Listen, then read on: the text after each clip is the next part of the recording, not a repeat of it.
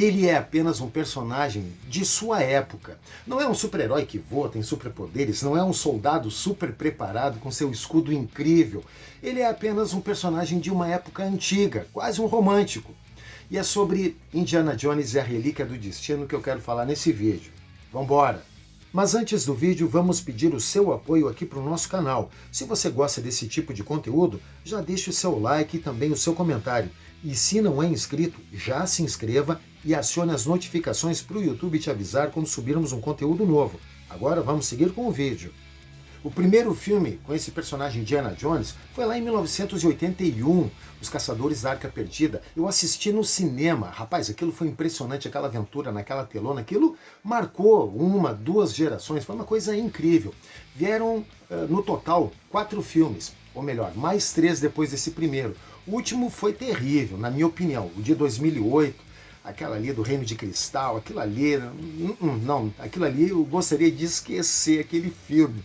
Me doeu demais. Agora vem esse de 2023, que, olha, a gente tem que conversar um pouquinho, porque o próprio Harrison Ford disse que é o último que ele vai fazer com esse personagem Indiana Jones. Mas tem algumas coisas nesse filme que é bom a gente deixar bem claro. A trama de Indiana Jones e a Relíquia do Destino gira em torno de um artefato histórico, um artefato que realmente existe. Ele está num museu, mas não daquele jeito que aparece no filme.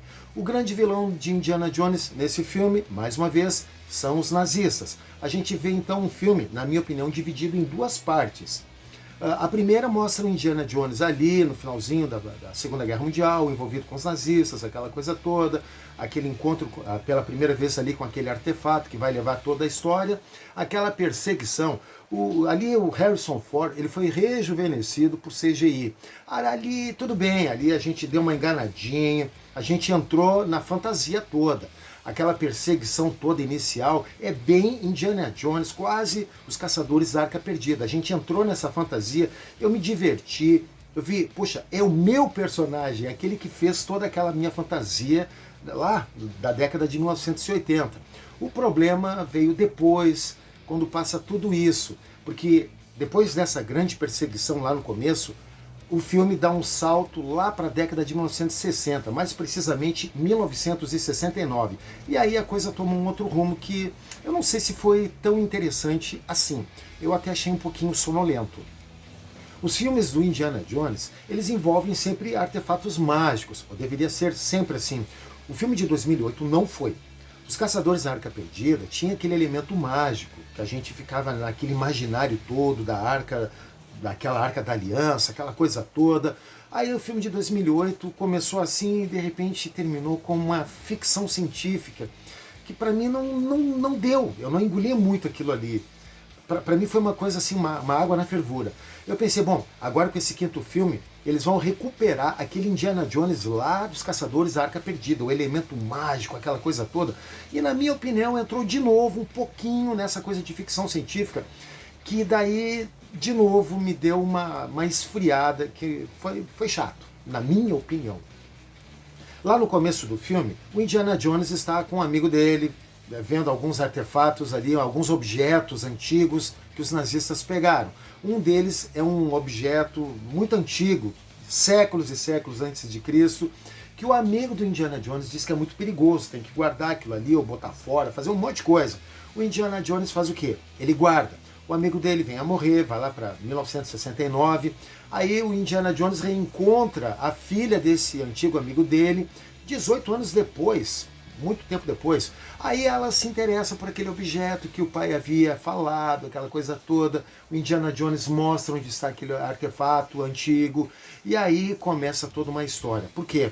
No momento em que o Indiana Jones mostra, aí surgem os nazistas, aí tem toda uma perseguição. A a mulher, ela se mostra ter uma outra carinha, ela mostra ter uma outra personalidade, uma outra intenção naquele objeto. E aí começa toda uma perseguição. Indiana Jones querendo pegar essa mulher, essa afilhada dele, e os nazistas querendo pegar os dois. Tem toda aquela correria de um filme de Indiana Jones, corrida a cavalo por uma avenida onde tem uma parada, metrô, correria em metrô, em tudo quanto é canto, viagens por tudo quanto é canto do mundo. E numa época, 1969, tudo acontece assim muito fácil. As coisas se desenvolvem muito, muito fácil. Aí também nós temos os personagens. Olha, o Indiana Jones é o Indiana Jones. A gente tá vendo ele. Um senhor de 80 anos, Harrison Ford, interpretando um personagem daqueles. Ele deu o melhor que podia. E eu vi o Indiana Jones ali. Só que os outros personagens que estavam por ali, na minha opinião, não ajudaram muita coisa, não. O Mads Mikkelsen até que fez a parte dele como vilão, aquele vilão da cartilha, do roteirista. Agora, a Phoebe Waller, eu não vi ela com todo esse potencial para fazer esse protagonismo com Indiana Jones, ou melhor, com Harrison Ford. Eu não vi isso aí. Podia ser assim, olha, ou então uma outra forma de interpretação, não sei, não vi essa química dela.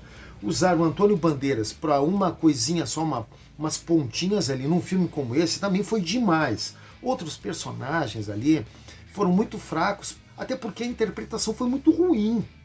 A personagem Helena também tem um ajudante, que é um garoto. E os dois ali parece que é para funcionar como um elemento cômico em contraponto ao Indiana Jones, mas eu também não vi uma química assim muito interessante. Até o garoto funciona também para uns ganchinhos ali, para dar uma enroscada a mais ainda na trama. Teve também umas forçações de barra, porque eu nunca vi algumas coisas assim, olha, a gente tem que tomar algum cuidado com algumas coisas para que elas sejam verossímeis, que sejam e que a gente compre essa ideia. E eu não consegui comprar muito bem, não. Uma coisa que é uma impressão minha é, fizeram um filme para deixar o Indiana Jones mais próximo do nosso tempo e não do tempo dele. Nós temos um tempo hoje que é o seguinte, nós temos super-heróis que voam, têm superpoderes, temos super-heróis que viajam no tempo, aquela coisa toda, e aí acontece uma bagunça toda no tempo, aquela coisa toda que vocês estão entendendo, né? Pois é, então vamos fazer um filme aproximando o Indiana Jones desses personagens que tem hoje, só que vamos colocá-lo em 1969.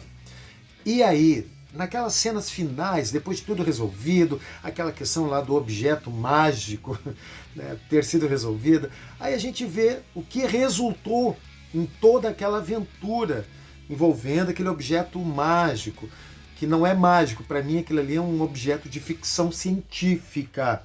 Aí a gente vê o resultado e compara, eu pelo menos comparei, com outros filmes que eu já vi envolvendo o mesmo assunto, e eu vejo que o resultado foi totalmente diferente daquilo que eu vi em outros filmes e que deveria seguir uma lógica nesse filme, nesse finalzinho ali do filme do Indiana Jones. E aquilo ali foi uma ideia que eu não comprei. Esse último filme do Indiana Jones não é um filme ruim, ele é até divertido. Eu gostaria de me divertir mais, mas não é um filme ruim, não. Vai ver ali uma sequências de correria, ação, perseguição, fugas fantásticas. Vai ver, mas vai ficar assim aquele gostinho, pelo menos ficou em mim aquele gostinho, puxa, poderia ter sido um pouquinho melhor. E é isso aí, pessoal. Essa foi a minha opinião, meu review sobre o filme Indiana Jones e a Relíquia do Destino. Eu fiz o artigo sobre esse filme, que está mais completo, mas também sem spoiler, está lá no site Leitura Pop. Vou deixar depois aqui na descrição o link para você ler esse artigo. E se você assistiu a esse filme, deixa aqui nos comentários também a sua opinião, para a gente trocar aqui algumas ideias sobre esse filme. E se você gostou desse vídeo, já deixa teu like, teu joinha. Se você não é inscrito no nosso canal, já se inscreva e acione as notificações para o YouTube te avisar quando a gente subir um conteúdo novo. Porque agora a gente só se vê no próximo vídeo. Tchau!